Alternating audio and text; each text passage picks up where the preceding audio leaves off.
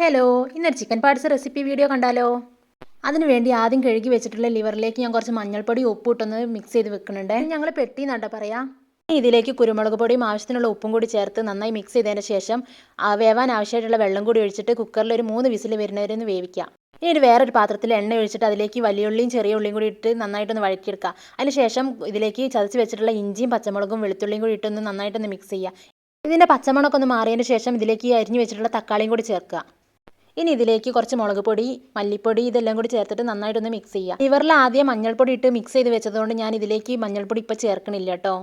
ഇനി കുക്കറിൽ വേവിച്ച് വെച്ചിട്ടുള്ള ഈ പെട്ടിയും കൂടി ഇതിലേക്ക് ഇട്ട് കൊടുക്കുക.